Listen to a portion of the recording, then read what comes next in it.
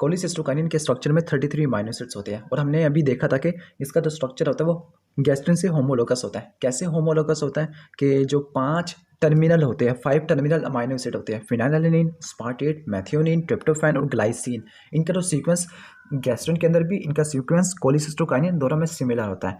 अब जो biological activity थी गैस्ट्रिन की, हमने कहा था कि जो बायोलॉजिकल एक्टिविटी थी ना गैस्ट्रिन की, उसके 4 टर्मिनल अमीनो एसिड की वजह से होती है, यानी फिनाइलएलैनिन, स्पार्टेट, मेथियोनिन और ट्रिप्टोफैन। जबकि कोलिसिस्टोकाइनिन की जो एक्टिविटी होती है ना वो 7 अमीनो एसिड की वजह से होती है। तो हम ये कह सकते हैं कि जो गैस्ट्रिन और कोलिसिस्टोकाइनिन जो गैस्ट्रिन फैमिली के अंदर आते हैं, इनका जो टर्मिनल स्ट्रक्चर है, स्पेसिफिकली कोलिसिस्टोकाइनिन का जो टर्मिनल स्ट्रक्चर है, इसमें गैस्ट्रिन की एक्टिविटी भी है, इसमें कोलिसिस्टोकाइनिन की एक्टिविटी भी है। अब कोलिसिस्टोकाइनिन के पास गैस्ट्रिन वाली एक्टिविटी है क्योंकि इसके पास वही वाला अमीनो एसिड सीक्वेंस है। तो ये गैस्ट्रिन जैसा काम क्यों नहीं करता होता? इसका मतलब कोई ना कोई डिफरेंस होता है गैस्ट्रिन और कोलिसिस्टोकाइनिन में। वो डिफरेंस क्या होता है वो हम देख लेते हैं अभी। अगर गैस्ट्रिन फैमिली की बात करें तो गैस्ट्रिन फैमिली में वो पेप्टाइड जो गैस्ट्रिन हो सकता है उसके पास ये 3 प्रॉपर्टी होती है, और वो पेप्टाइड जो कोलिसिस्टोकाइनिन हो सकता है उसके पास भी 3 प्रॉपर्टी होती है। इनमें डिफरेंस क्या होता है? गैस्ट्रिन पेप्टाइड में ये प्रॉपर्टी होती है कि उसके टायरोसिन रेसिड्यू होता है वो पोजीशन नंबर 6 पे होता है, जबकि जो कोलिसिस्टोकाइनिन होता है ना वो पोजीशन नंबर 7 में होता है। तो पहला फर्क डिफरेंस हो गया टायरोसिन की लोकेशन में, गैस्ट्रिन के अंदर पोजीशन नंबर 6 और कोलिसिस्टोकाइनिन के अंदर पोजीशन नंबर 7। जो गैस्ट्रिन पेप्टाइड होते हैं वो कोलिसिस्टोकाइनिन बी रिसेप्टर पर बाइंड करते हैं, जो कोलिसिस्टोकाइनिन है वो कोलिसिस्टोकाइनिन ए रिसेप्टर पर बाइंड करते हैं। तो दूसरा डिफरेंस हो गया इनके रिसेप्टर का, बी फॉर गैस्ट्रिन और ए फॉर कोलिसिस्टोकाइनिन। तीसरा डिफरेंस होता है टायरोसिन रेसिड्यू का। अगर टायरोसिन रेसिड्यू की सल्फेशन की जाए गैस्ट्रिन पेप्टाइड के अंदर तो वो गैस्ट्रिन की एक्टिविटी को खराब नहीं करता, लेकिन अगर कोलिसिस्टोकाइनिन के अंदर टायरोसिन रेसिड्यू की सल्फेशन कराई जाए तो कोलिसिस्टोकाइनिन की एक्टिविटी लॉस्ट हो जाती है।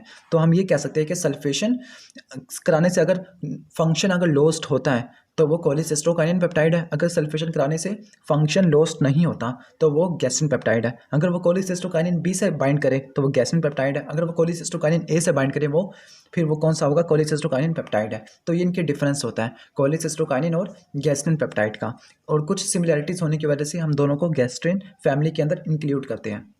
अब ये कहाँ से कोलिसिस्टोकाइनिन प्रोड्यूस हो सकता है? साइट ऑफ एक्शन क्या है इसका? पहला है वेगल आफ्रंट टर्मिनल से प्रोड्यूस हो सकता है, दूसरा पेनक्रियाटिक एसिनार्ड सेल से होता है। इसका जो मैकेनिज्म ऑफ एक्शन ना वो पैराक्राइन और एंडोक्राइन। पैराक्राइन और एंडोक्राइन हमने देखा था कि एंडोक्राइन का मतलब जो सिक्रेशन होगी वो ब्लड के जरिए अपने टारगेट टिश्यू के पास जाएगी, लेकिन पैराक्राइन में ये होता है कि एक सेल ने कोई कंपाउंड प्रोड्यूस किया, वो थोड़े से टाइम के लिए या फिर थोड़े डिस्टेंस के लिए वो डिफ्यूज़ करता है, डिफ्यूज़ करने के बाद अपने टारगेट टिश्यू के ऊपर बाइंड करता है, जो टारगेट टिश्यू होगा वो एडजेसेंट होगा। और जो एंडोक्राइन में ब्लड के जरिए हार्मोन ट्रैवल करेगा और अपने टारगेट टिश्यू पर बाइंड करेगा। तो उसके एक्शन दोनों तरह के हो सकते हैं, पैराक्राइन भी और एंडोक्राइन भी। अब इस साइट ऑफ सिंथेसिस क्या है? अभी कहाँ पर जाके कहाँ से प्रोड्यूस हो सकता है? ऊपर देखा था साइट ऑफ एक्शन कहाँ पे जाके एक्शन करेगा, जैसे वेगल आफ्रंट टर्मिनल पे और पेनक्रियाटिक एसिनार्ड सेल्स पर। जब वेगल आफ्रंट टर्मिनल के ऊपर ये फूड इंटेक को इनहिबिट कर देगा और सैटिस्फाइटी को प्रमोट करेगा। साइट ऑफ सिंथेसिस क्या है? ये जीआईटी के अंदर भी प्रोड्यूस हो सकता है और ये नर्वस सिस्टम के अंदर भी न्यूरोट्रांसमीटर के तौर पर इस्तेमाल होता है। फॉर एग्जाम्पल जीआईटी में कहाँ से प्रोड्यूस हो सकता है? ये डूडिनम, जुजिनम और आइलियम, इनके स्पेशलाइज्ड सेल से प्रोड्यूस हो सकता है। उन सेल्स को बोलते हैं एंटीरो एंडोक्राइन सेल्स। एंटीरो का मतलब इंटेस्टाइन के सेल्स क्या कहते हैं, और एंडोक्राइन का मतलब सिक्रेशन प्रोड्यूस करने वाले, हार्मोन प्रोड्यूस करने वाले। इन सेल्स को बोलते हैं आई सेल्स। आई सेल से प्रोड्यूस हो सकता है। इसके अलावा जो डिस्टल आइलियम है और कोलोन है, इनकी जो नर्व सप्लाई होती है वागल आफ्रंट होती है, वहाँ से भी प्रोड्यूस हो सकता है। तीसरा ये है कि सेरेब्रल कॉर्टेक्स के अंदर ये न्यूरोट्रांसमीटर के तौर पे भी इस्तेमाल आता है। हमने कहा था कि ये सैटिस्फाइटी को प्रमोट करता है। दूसरा इसका फंक्शन यह होता है कि ये एंजाइटी को भी स्टिमुलेट करता है, और तीसरा एनर्जी से सिस्टम को भी स्टिमुलेट करता है। तो इसके 3 फंक्शन हम कह सकते हैं, inhibition of food intake, stimulation of anxiety, stimulation of एनर्जीसिया, यानी ये पेन को सप्रेस कर सकता है।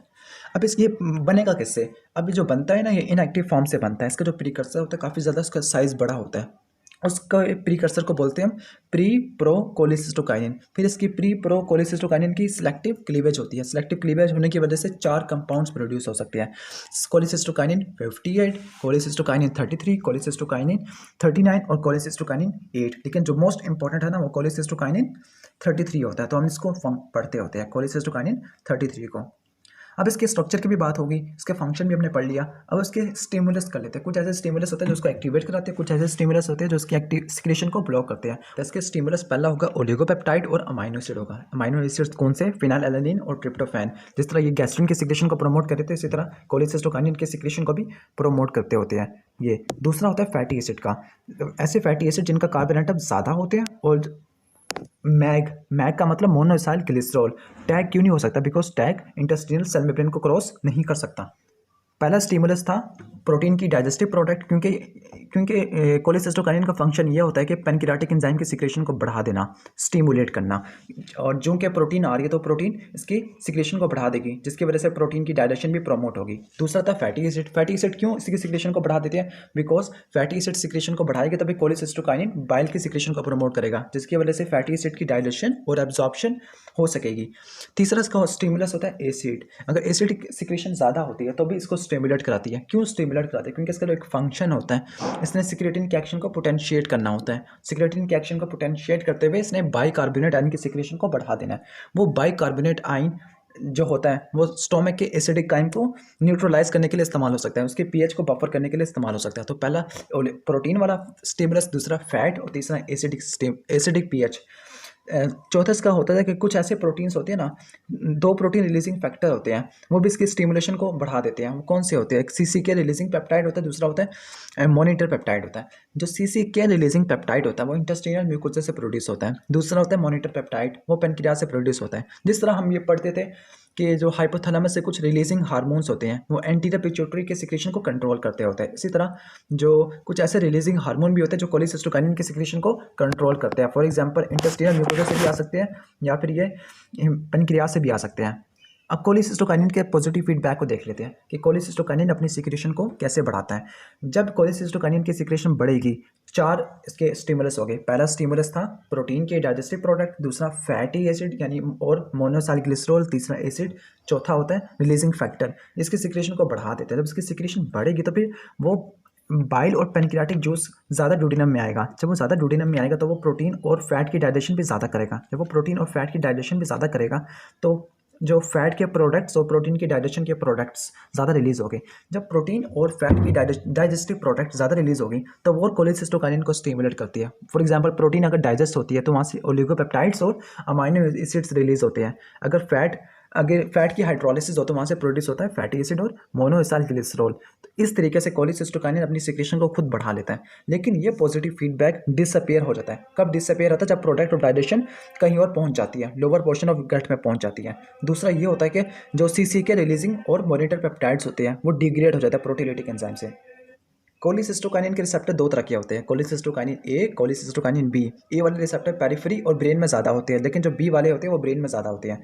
इन दोनों रिसेप्टर काम करते हैं पीएलसी को एक्टिवेट करते हुए, फॉस्फोलाइपेज सी को एक्टिवेट करते हुए, और वो फॉस्फोलाइपेज सी के सेकंड मैसेंजर को एक्टिवेट करते हैं IP3 और डैक सिस्टम के थ्रू काम करता होता है, जो कैल्शियम आयन की कंसेंट्रेशन को बढ़ा देता है।